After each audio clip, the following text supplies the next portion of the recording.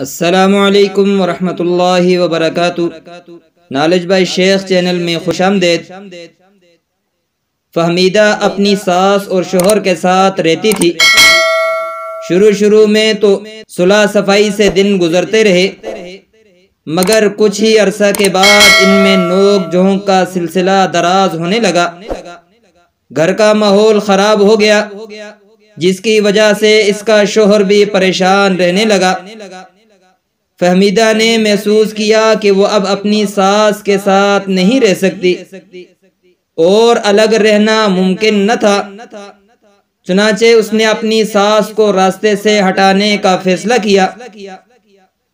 فہمیدہ کے ماموں سمجھدار حکیم تھے۔ وہ ان کے پاس گئی اور اپنی داستان غم سنائی اور کہا کہ مجھے زہر دے دے۔ حکیم صاحب نے بڑی حکمت عملی اپنائی اور کہا، بیٹی، اگر تم اپنی ساس کے لیے فوری زہر کا استعمال کرو گی تو سب تم پر شک کریں گے۔ میں تمہیں چند جڑی بوٹیاں دے رہا ہوں، یہ آہستہ آہستہ زہر پھیلائیں گی۔ بس تم نے کرنا یہ ہے کہ روز کچھ اچھا پکانا اور اس میں یہ جڑی بوٹیاں ڈال دینا۔ اور ہاں، اگر تم چاہتی ہو کہ کوئی تم پر شک نہ کرے تو یہ یاد رکھنا ہوگا کہ تمہارا رویہ ان کے ساتھ دوستانہ ہونا چاہیے۔ ان کی ہر بات مانو گی اور ان کے ساتھ ماں جیسا سلوک کرو گی۔ فہمیدہ اپنے ماموں کے شکریہ کے ساتھ جڑی بوٹیاں لے کر گھر آ گئی۔ اب وہ موقع بموقع کوئی اچھی چیز پکا کر اپنی ساس کو پیش کرتی اور ساس کے ڈانٹنے پر بھی ماموں کی نصیحت کے مطابق غصے کو قابو کرتی اور ساس کی خدمت کرتی۔ 6 مہینے گزر گئے۔ اب گھر کا نقشہ بدل چکا تھا۔ فہمیدہ کی خدمت، باادب گفتگو اور سلیقہ شعاری ساس کو اس قدر بھائی کہ وہ اسے اپنی بیٹیوں کی طرح سمجھنے لگی۔ ساس کی طبیعت میں نرمی، بہو کی طرف جھکاؤ اور بیٹی جیسا سلوک دیکھ کر فہمیدہ بھی ساس کو ماں کی طرح سمجھنے لگی۔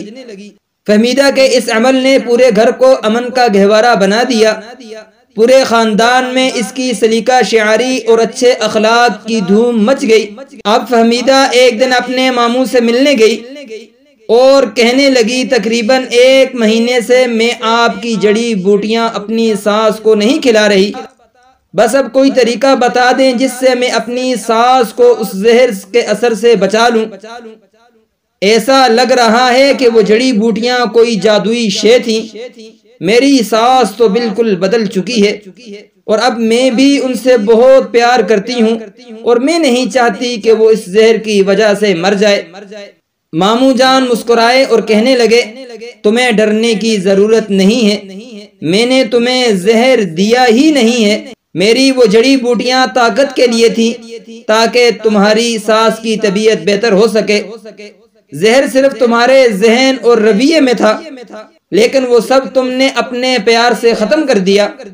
جاؤ اب شاد و آباد رہو۔ اگر آپ بھی چاہتے ہیں کہ دوسرے آپ کی عزت کریں، آپ کے حقوق ادا کریں، تو آپ ان کی عزت کرنا شروع کر دیں، ان کے حقوق ادا کرنا شروع کر دیں۔ نتیجہ کیا آئے گا، پریکٹیکل کر کے دیکھ لیں۔ اگر ویڈیو اچھی لگی ہے تو چینل کو سبسکرائب کریں، بیل آئیکن کو بھی پریس کریں۔